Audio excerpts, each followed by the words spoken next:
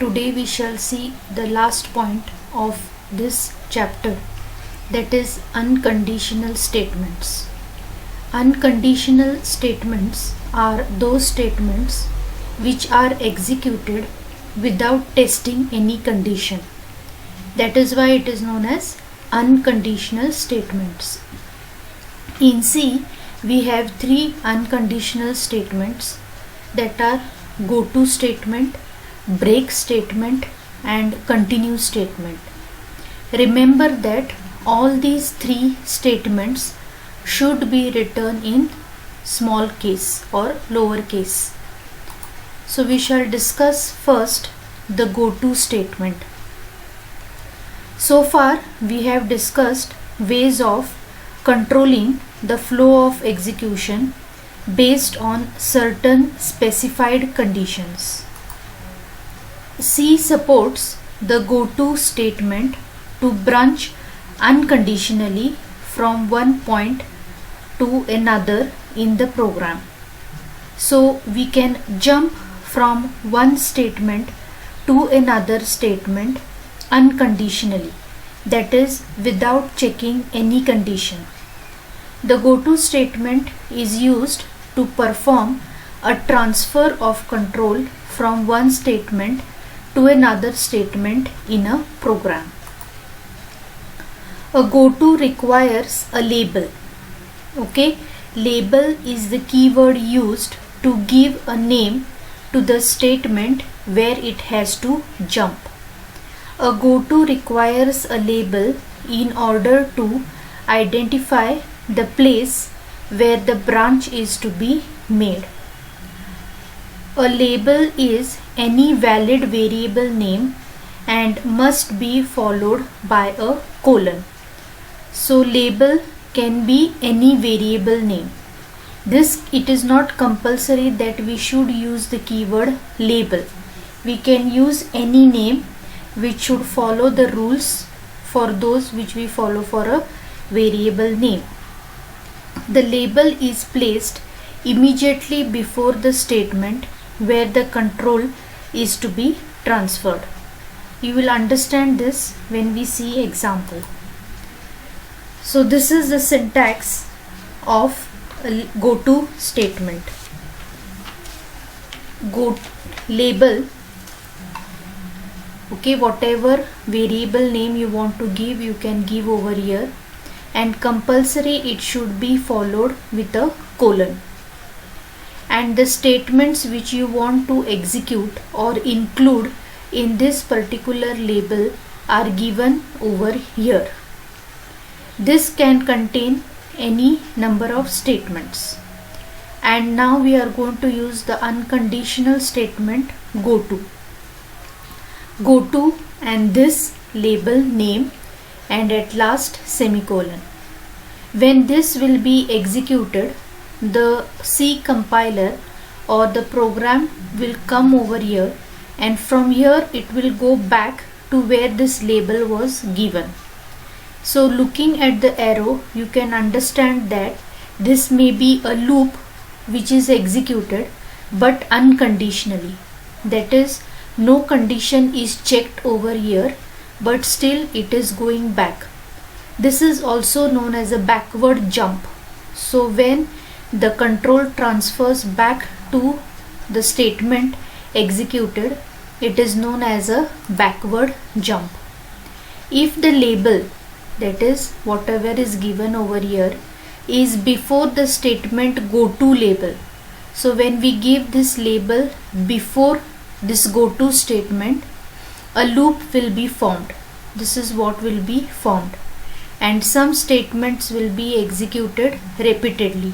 So these statements which will be included in the label will get executed again and again. So statements will be executed, again go to label, again the control will go to this label, again these statements will be executed, and this will go on. Remember that this will have no condition, so it might sometimes go in a infinite loop. Such a jump is known as a backward jump. So you can see over here how a backward jump is implemented. Now here in this case you can see that the label is given after the goto statements. In the previous example, the label was given over here and goto statement was below that. Here you can see that first it is the goto and then is the label. So when the compiler will come at this statement, when execution, goto label, from here it will jump to whatever the label is given over here. It will skip these statements, it will not execute these statements, and then start executing this statement. So in this case, from here we come over here, this is known as the forward jump. If the label, that is this, is placed after the goto label, so it is placed after the goto statement, some statements will be skipped, so these statements will not get executed, and the jump is known as a forward jump. So I hope you have understood what is the backward jump and what is the forward jump. The label can be anywhere in the program, either before or after the goto label statement. We have seen this in the forward jump and backward jump.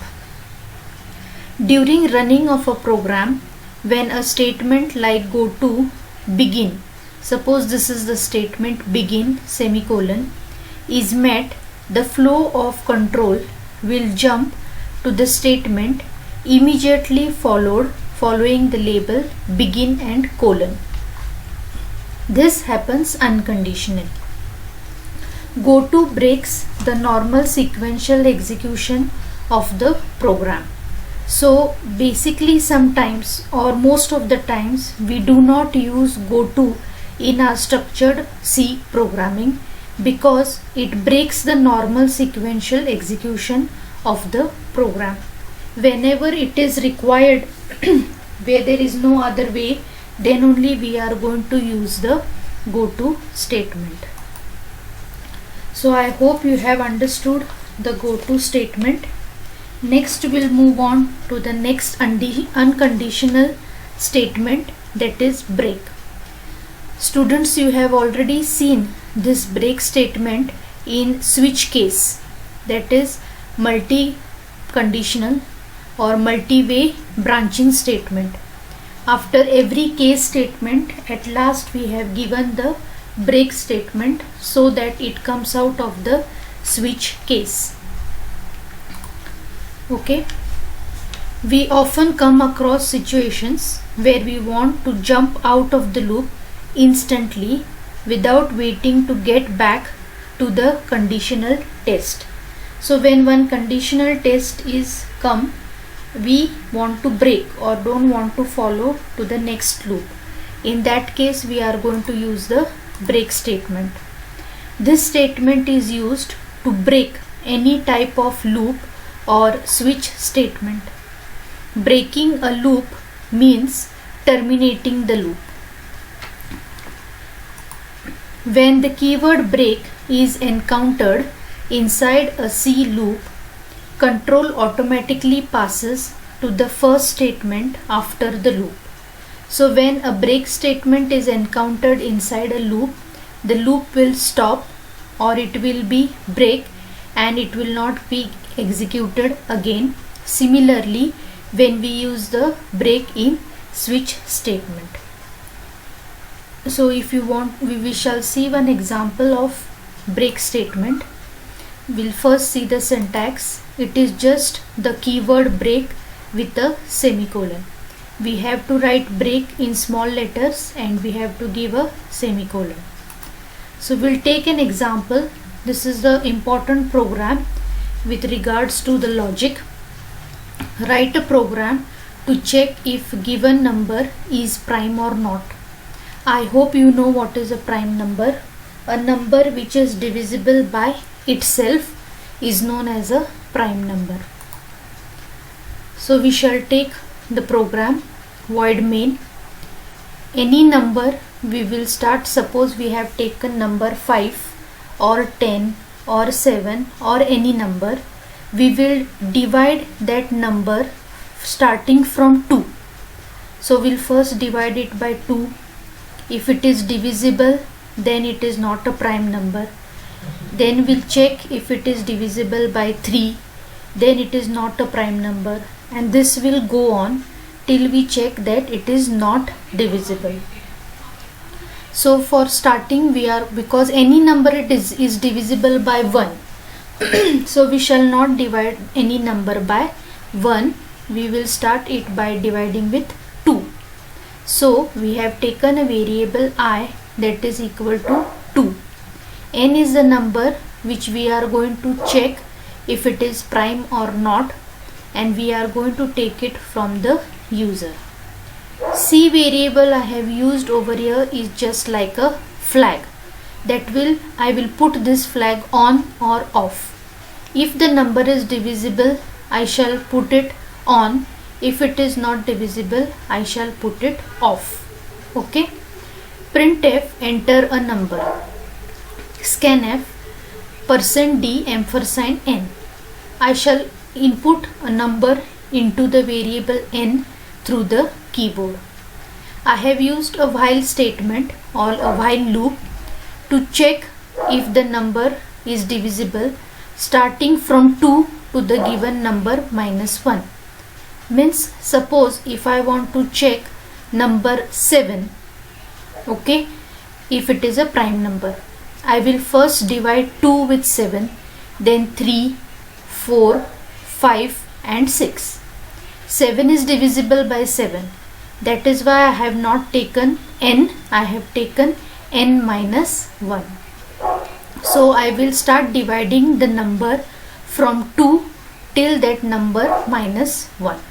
So I hope you have understood this condition of the loop. What I have to check if the number is divisible. So if n mod I is equal to 0. If it is equal to 0, I will put the flag on and come out of the loop with the break statement, because if it is divisible by any number, it means it is not a prime number. So no need of again dividing with the further numbers. Means for example 4. If I want to check if 4 is a prime number, 2 mod 4 is equal to 0. So flag is on and break. If 2 is divisible by 4, that means 4 is not a prime number. So no need of again dividing 4 with 3 and so on. Okay, so with break statement I shall come out of this while loop. If this number is not divisible, that is the else part, flag is off. That means the number is prime. Again I have to increment the value of I to check if it is divisible by the next number. So here I will now become 3. Okay, so this loop will continue till it becomes n minus 1. If the flag is on, it means number is not prime. If the flag is off, it means the number is prime.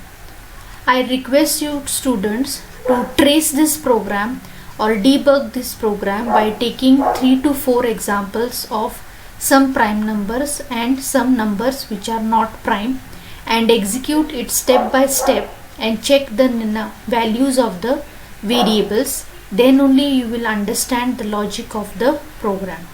This is one of the most important program in your student career. Okay. Next we'll move on to the last unconditional statement, that is the continue statement. So this continue statement is completely opposite to the break statement. The break statement takes you out of the loop or out of the switch statement, whereas this continue statement will take you again into the loop, but it will escape the previous iteration. Okay, so we shall continue with the continue statement. The break statement breaks the entire loop, but a continue statement breaks the current iteration. The continue statement breaks the current execution of a loop condition and then continue the loop with next condition. it breaks the current execution means it will not completely come out of the loop. It will not only execute only one iteration, it will continue with the next iteration. The break statement breaks the entire loop when a specified condition of the loop is met. When the keyword continue is encountered inside any C loop, control automatically passes to the beginning of the loop. In some programming situations, we want to take the control to the beginning of the loop by skipping the statements inside the loop which have not yet been executed. Okay, sometimes we don't want one part of the program to be executed and we want to move on to the next iteration. When the keyword continue is encountered inside any C loop, control automatically passes to the beginning of the loop. The continue statement tells the compiler skip the following statements and continue with the next iteration. What is the syntax? Same like break, continue and semicolon. Okay, we'll take an example. I want to print all the even numbers from 1 to 20. Only I don't want 6 and 14 to be printed. So this is a program just to implement how the continue works. I have taken a variable I as a loop counter. For I is equal to 2, I have started printing from 2. Is 2 less than equal to 20? Yes. Then come inside the loop. Is I equal to 6 or I is equal to 14? No. So we'll print it 2 over here. Okay, with this curly bracket I will be incremented with 2. Now I will become 4. If 4 is equal to 6 or 4 is equal to 14, no. So printf 4 will be printed. With this come again over here. Now it will become 6. The value of I will become 6. Is 6 less than or equal to 20? Yes. Come over here. Is 6 equal to 6? Yes. Then continue means the control will jump over here. It will skip this statement. Okay. So you have understood how to implement continue. See over here, the value of I is 6. 6 is equal to 6. So what? Continue means skip this and move on to the next iteration. Now the value of I will become 8. Is 8 less than or equal to 20? Yes. Is the value of I, that is 8 equal to 6 or 8 equal to 14? No. So come over here, printf 8 will be printed. With this again come over here, 10. Is 10 less than or equal to 20? Yes. Is I equal to 6 or I equal to 14? No, it is 10. So 10 will get printed. This loop will continue till the value of I becomes 22. Is 22 less than or equal to 20? No. So it will come over here and end of the program. Now I will show you what will be the output of this program. 2, 4, 8, 10, 12, 16, 18 and 20 will get printed. Only 6 and 14 will not get printed. So you can see that with continue statement the loop is going on. Only we are breaking the loop when if the value of I is 6 or the value of I is 14. We are not executing this statement. We are skipping this statement. So when you want to continue with the loop but only for some particular values you want to skip some statements, we can use this unconditional continue statement. So I hope you have understood the continue statement. Thank you.